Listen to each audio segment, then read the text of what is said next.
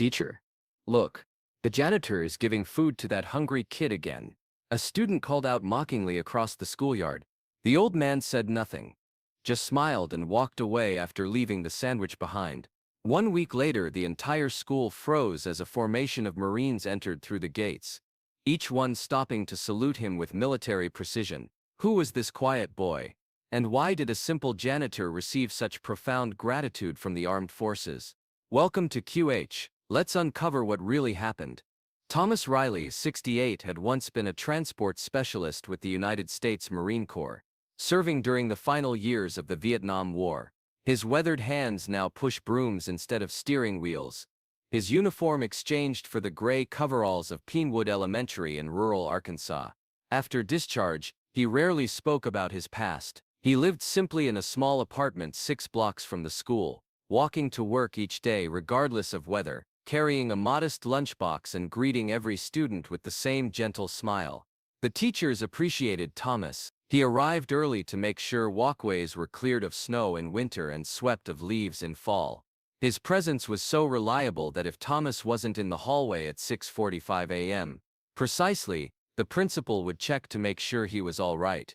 Few knew about Thomas's peculiar habit. Each morning he would set aside a portion of his lunch, sometimes a sandwich, other times fruit or a homemade cookie, and place it on the stone bench in the corner of the east playground. He never mentioned it, and most staff had learned not to ask.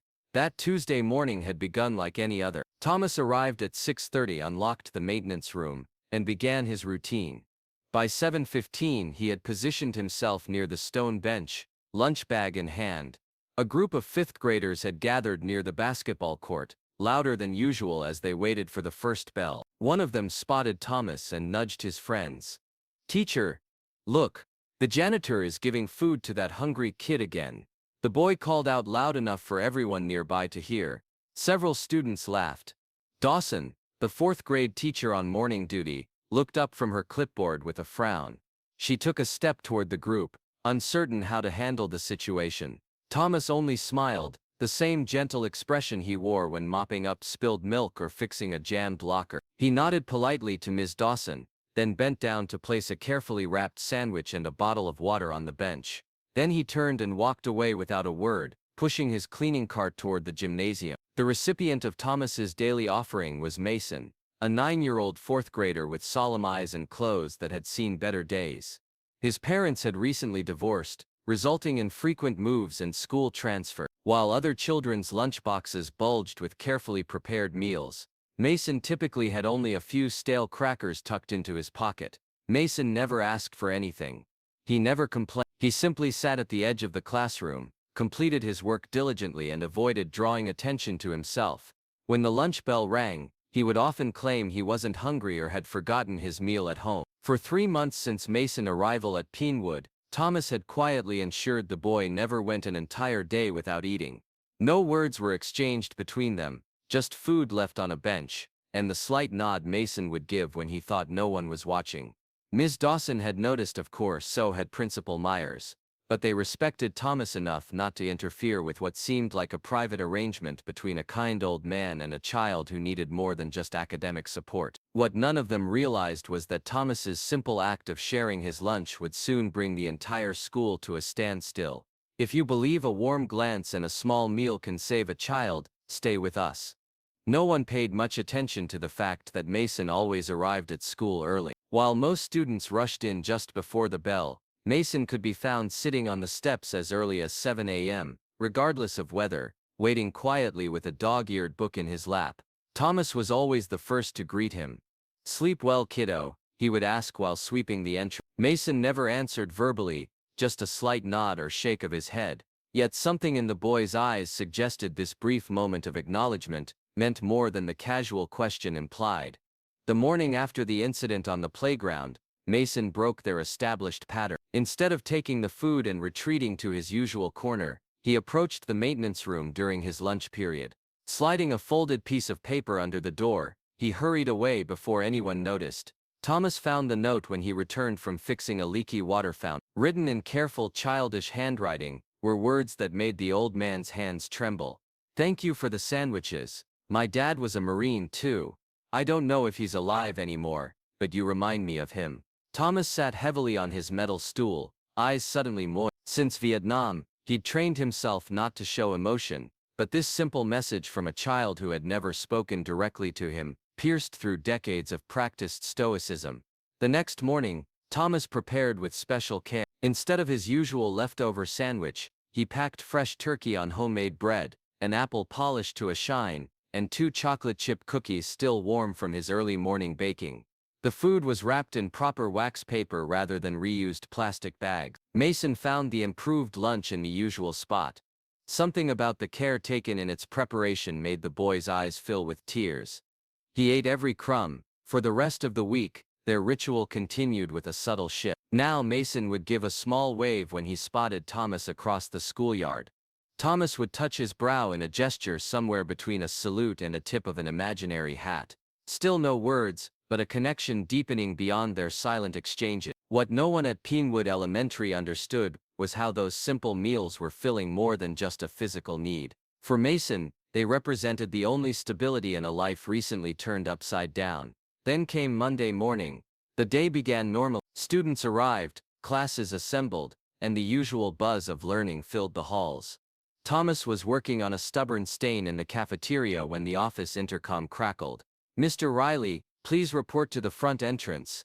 Thomas wiped his hands on a rag, puzzled. In 15 years at Pinewood, he had rarely been summoned during school hours. As he approached the main doors, he noticed an unusual stillness. Students and teachers alike stood frozen near windows, their expressions a mixture of confusion and awe. Outside, a convoy of 4 black SUVs with government plates had parked in the fire lane. Standing in perfect formation before the school entrance were 12 Marines in dress blues, their posture impeccable, faces solemn. Thomas stopped halfway down the hall, his heart suddenly racing with an instinctive reaction he hadn't felt in decades. Something about the precision of their alignment, the gleam of brass buttons in the morning sun, it transported him instantly back to another time, another life. The lead officer, a captain by his insignia, caught sight of Thomas through the glass doors and spoke quietly to his men. As one, they adjusted their stance to attention. Principal Myers approached Thomas, her expression bewildered. "Do you know what this is about?" Before Thomas could answer, the captain entered the building, removed his cap, and addressed the principal with formal courtesy. "Ma'am, I'm Captain Rivera with the 2nd Battalion, 5th Marines. We're here to express our gratitude to the person who has been caring for Sergeant Walker's son." Thomas remained frozen in place, the cleaning rag still clutched in his hand.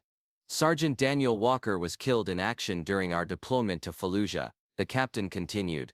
"Before his final mission, he made us promise that if anything happened to him, we would check on his son. It took us some time to locate the boy after his mother relocated, but we recently received information that someone here has been looking after him." Principal Myers turned to Thomas, understanding dawning in her eyes. "That would be Mr. Riley, our maintenance supervisor." The captain studied Thomas, noting the straight posture that years of civilian life hadn't erased. "You were a Marine?" Thomas nodded once, his voice finding steadiness despite his surprise. "Transport Division, Then you understand what it means when Marines make a promise to one of their own," Captain Rivera said. "Sergeant Walker saved many of our lives. We're here to honor his memory by thanking the man who's been caring for his son, when we could." The reality of the situation slowly settled over Thomas. The quiet boy with sad eyes, Mason, was the son of a fallen Marine. Every sandwich he had shared was not just feeding a hungry child, it was fulfilling a sacred obligation to a brother-in-arms he had never met. Have you ever witnessed an ordinary act of kindness lead to a moment that stopped an entire community in its tracks? Share a time when you saw goodness explode into something greater. The revelation that followed transformed a simple act of kindness into something far more profound. Mason Walker was indeed the son of Sergeant Daniel Walker, but the connection ran deeper than anyone could have imagined. Daniel hadn't been just any Marine, he had served in the same transport unit that Thomas had helped establish 4 decades earlier. Though separated by years, they had worn the same insignia, driven the same routes, and followed the same protocols that Thomas had helped create during his service. Daniel had fallen during a civilian evacuation mission, using his vehicle to shield refugee families from enemy fire. He had died as he lived, behind the wheel, ensuring others reached safety. Mason's mother, Laura, devastated by her husband's death and struggling with financial insecurity, had moved them repeatedly over the past year. Their arrival in Pinewood hadn't been random. It was the last place Daniel had mentioned in his final letter home. If anything happens to me, he had written, take Mason to Pinewood. There are good people there who understand what it means to serve. Laura hadn't understood the significance of the location, only that it had been important to Daniel. Overwhelmed by grief and the challenges of single parenthood, she had quietly filed paperwork with the Veterans Affairs Office, seeking support while keeping her son's connection to a fallen hero private, even from Mason himself. It was through these records that Daniel's former unit had finally located them. When they learned that Mason attended Pinewood Elementary, they had made discreet inquiries about the boy's welfare. A school secretary had mentioned the janitor who makes sure he eats, never expecting her casual comment would set today's events in motion. As the morning's surprise unfolded, students and teachers gathered in the main hallway, watching in stunned silence. Captain Rivera explained the situation to Principal Myers, who immediately suspended regular classes and assembled everyone in the gymnasium. The Marines formed a line at the entrance, each one stopping to render a formal salute to Thomas as he walked in, still in his work coveralls, utterly unprepared for such a ceremony.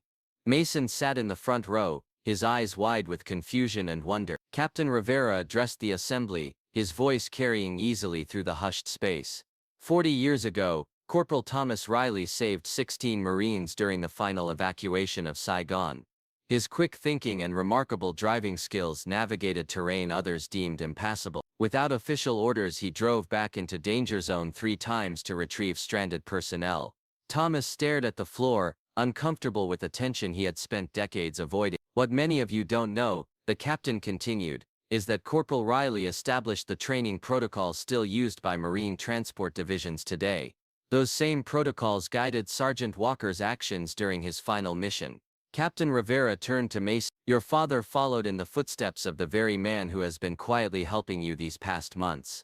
2 Marines connected across time with the same commitment to never leave anyone behind. The connection was almost too perfect to be coincidental, like the universe had orchestrated a full-circle moment of silent reciprocity.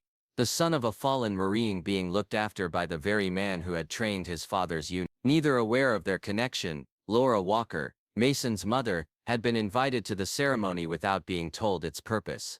She stood at the back of the gymnasium, tears streaming down her face as she finally understood why her late husband had been so insistent about Pinewood. Daniel used to tell stories about old Riley's rules. She explained later to the principal, I never made the connection. He said they weren't just about driving, they were about life. Always check who's being left behind. That was the first rule. After the formal presentation, Captain Rivera presented Thomas with a shadow box containing Sergeant Walker's unit patch, service medals and a photograph of his team. In the background of the image, barely visible on a wall, was a faded poster of transport guidelines. Riley's rules for getting home alive. Sergeant Walker kept this photo on him always, the captain explained. He said it reminded him of what mattered most. Mason approached tentatively, looking from the photo to Thomas with new understanding. You knew my dad. Thomas knelt to the boy's level, his knees protesting the movement. Not directly, son, but in the Marines, we're all connected.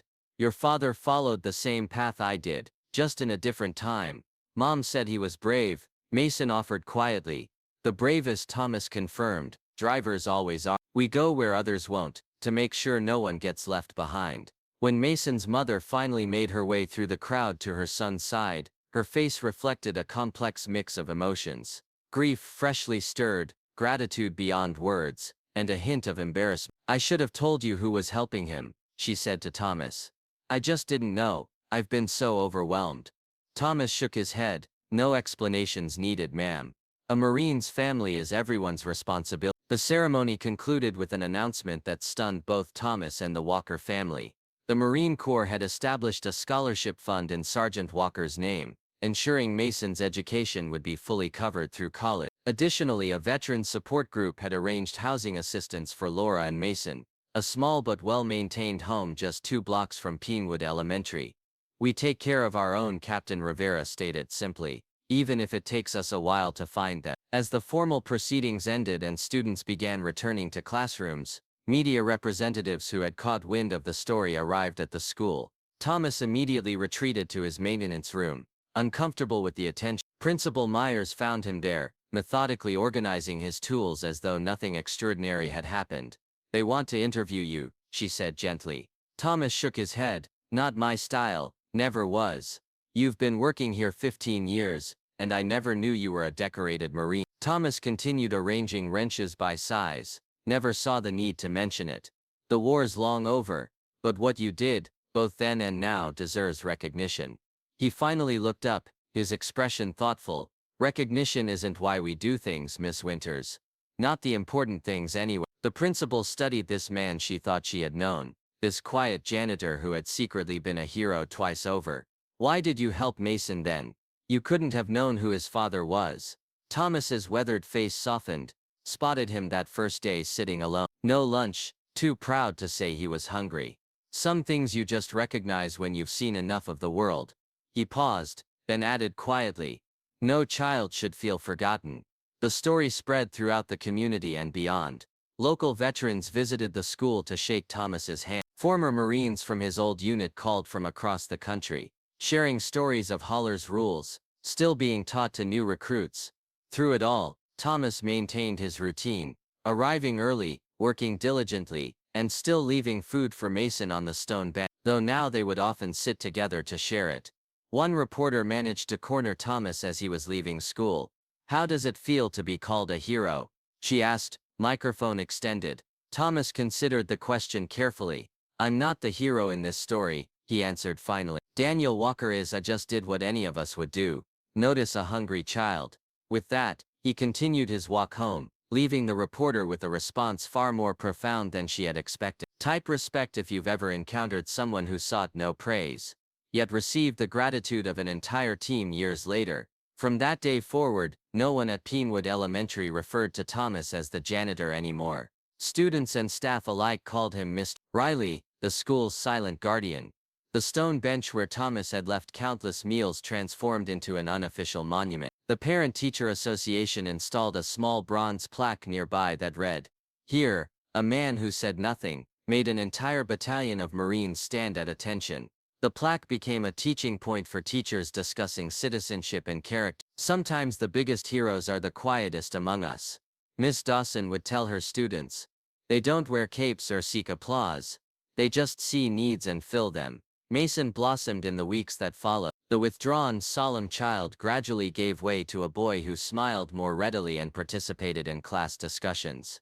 His grades improved, and for the first time, he joined the school's science club. Each morning Mason would arrive early to help Thomas with simple tasks, holding garbage bags open, wiping down lunch tables, or organizing the tool shelf.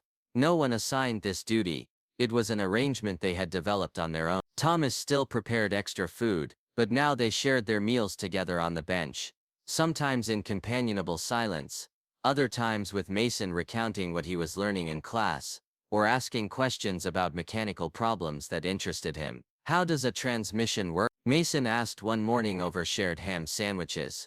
Thomas sketched the basic principles in the dust with a stick, his explanations clear and patient. These impromptu lessons often attracted other curious students, until Thomas's lunch break occasionally resembled an informal class on practical mechanics. The Marines didn't forget their promise either. Members of Sergeant Walker's unit established a rotation with someone visiting Pinewood monthly, to check on Mason and his mother. They helped with home repairs, transported Laura to job interviews, until she secured stable employment, and ensured Mason had opportunities to connect with his father's legacy in healthy ways. Captain Rivera returned for the school's Veterans Day ceremony, where Thomas, despite his reluctance, was persuaded to stand alongside other local veterans. The photo of Thomas and Mason together, both wearing Marine Corps caps that were slightly too large for them, became the face of a regional veterans support initiative. Laura Walker found healing through her new connections to the Marine community. "For the first year after Daniel died, I kept everything related to his service locked away," she confided to Thomas during a Sunday dinner at his apartment, now a monthly tradition. "I thought it would be easier for Mason not to know too much. I was wrong." Thomas nodded, understand. "Grief makes us do strange things, but children need truth given gently." "You gave him more than food," Laura said. "You gave him a connection to his father without even knowing it." Perhaps the most significant change came in Thomas himself. The solitary man who had walked through life quietly carrying the weight of his experiences, began to share more of his knowledge. At the principal's request, he developed a basic vehicle maintenance elective for the middle school students, teaching them practical skills while subtly imparting the values that had guided his life: thoroughness, responsibility, and attentiveness to those who might need help. 6 months after the Marine's visit, Thomas received an official letter from the Marine Corps commandant, informing him that Riley's rules had been formally incorporated into the training manual for all transport divisions. His simple practical guidelines, developed in the chaos of wartime necessity and refined through years of experience, would now shape generations of Marines to come. When asked how he felt about this honor, Thomas replied in characteristic fashion, "They were never really my rule, just common sense things you learn when people's lives depend on your driving. Check your vehicle, watch the road ahead. Remember who's riding with you." On the 1-year anniversary of what students now called the Marine Day, a small ceremony was held to dedicate a newly established memorial garden at the edge of the schoolyard. At its center stood the original stone bench, now accompanied by a flagpole flying both the American flag and the Marine Corps standard. During the dedication, Mason, now more confident and a full head taller, stood beside Thomas as the garden was officially named the Walker Riley Friendship Garden. "Two Marines who never met," Principal Myers explained to the assembled students, "connected by duty, honor, and a simple act of kindness that reminds us all, heroism often looks like an ordinary person doing what's right when no one is watching." Thomas continues his work at Peenwood Elementary, still arriving early and departing late, still maintaining the building with meticulous care. His routine remains largely unchanged except for one detail. He now eats lunch with not just Mason, but any student who needs company or conversation. The simple stone bench has become a place where children who feel isolated or troubled naturally gravitate. Without fanfare or formal program, Thomas has created an invisible safety net for the school's most vulnerable students, identified not through paperwork or referrals, but through the quiet observation of a man who understands that hunger comes in many forms, and not all can be satisfied with food. When asked by a visiting educational consultant about his intervention strategy with at-risk students, Thomas offered a response that was later printed on the staff room wall: "I just figure everybody's fighting a battle we can't see. A sandwich and a moment of peace might not fix it, but it lets them know they're not fighting alone." Each quiet act, each shared meal, each unspoken word became part of something far larger than either of them knew. Thomas had not only seen a hungry child, he had reached into the void left by loss and filled it with constancy. His kindness became a lighthouse for a boy adrift, and in return, Mason gave him a reason to remember that healing is possible, even decades after the storm. Have you ever witnessed someone performing acts of kindness not for recognition, only to be remembered by an entire generation? Share a moment that made you believe even a simple meal can become a medal of honor. Subscribe to QH Incredible Stories, where quiet people are named through the gratitude of generations.